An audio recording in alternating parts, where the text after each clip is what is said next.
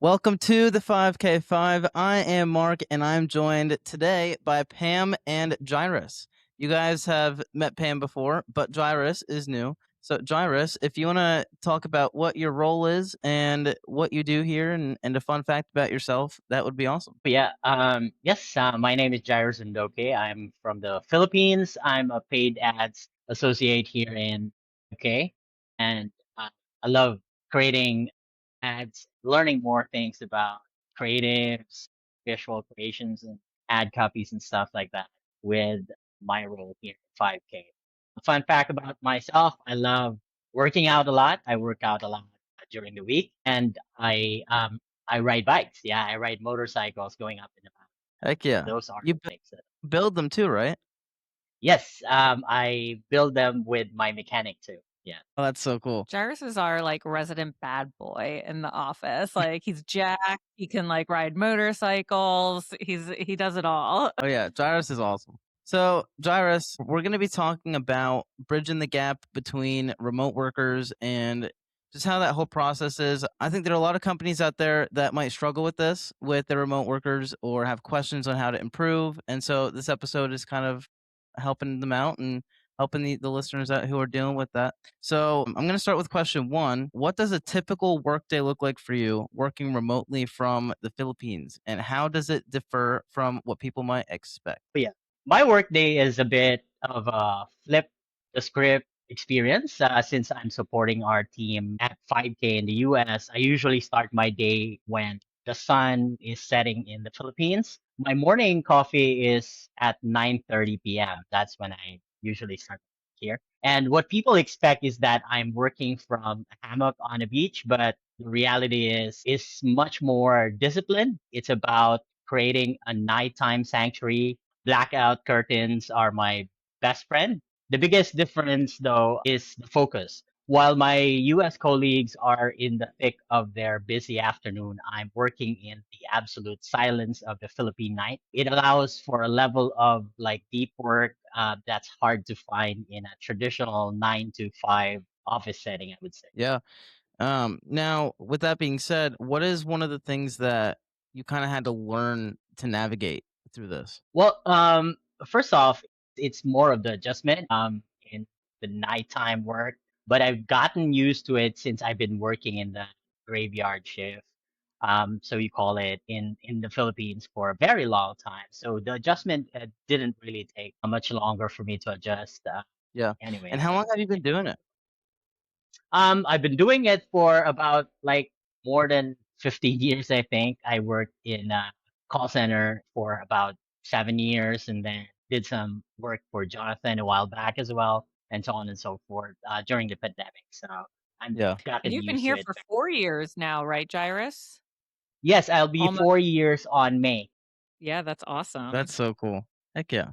Yeah, I mean, Jairus is such an integral part of our team. He is like our utility player almost. He has done so many different roles here, and he's always a person who is willing to jump in and try something new. So he started with doing SEO work. We kind of saw like a need for him to shift. He's done cold email, he's done paid ads, he's getting into AI. Whatever we throw at him, he's like always willing to learn. So it's been so awesome working with him and just seeing him grow as well. And Jairus and I are like the same age.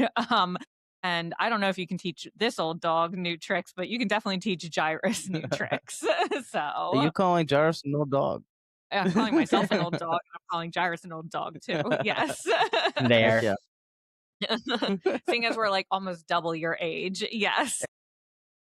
right? Just turned 21 though. Yeah. Happy Thank birthday. you. Woo! Thank you. Well, yeah. So, okay, how do you stay connected to the team and avoid feeling isolated while working remotely? Because obviously, having the team, nowhere near you and not being able to see them all the time, not being able to, really like talk to them very much outside of work, work hours. What is that like, and how do you stay connected? Yeah, isolation is a real challenge when you're thousands of miles away. So I focus on being intentionally visible. I try to replace those water cooler moments with digital ones, whether it's like quick good morning in Slack or sharing an Angeli's Gyrus moment with Playview codes in one of the channels in Slack. And just basically, reacting to some posts on Slack. And I also avoid isolation by being an over communicator. Since they can't see me at my desk, I make sure they can see my progress through regular updates. It's about building trust so that even though I'm a face on a desk or on a screen, my presence is felt in the workflow every single day. Yeah.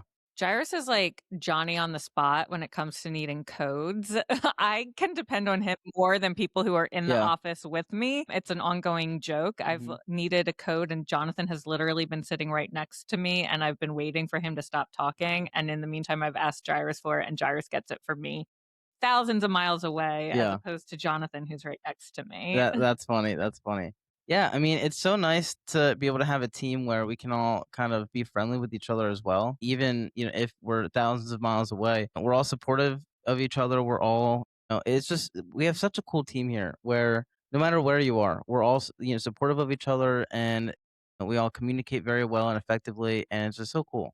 I mean, we have 4 people who are in the Philippines. Jairus and Gary have actually met each Mhm. other. They got together like over the holidays and got to meet each other, which is so cool. I love that. But I think something that we do here is take time every month to sort of do a little get to know you exercise, which has been fun to hear hear little fun facts about each other. And Jairus, you can chime in on how you feel like those go, and the lunch and learns as well that you take part in with Lainey and the paid ads team. Yeah, with regards to the monthly Thursday or second week Thursday that we do to get to know the team, it really helps a lot with easing out on the a little bit of the pressure that we're having with some workload and stuff like that. We get to know one another with what preferences that we like and so on and so forth. Lunch and learns with my team as well in the paid ads is really great. We get to know each other more as well since before we start the lunch and learn.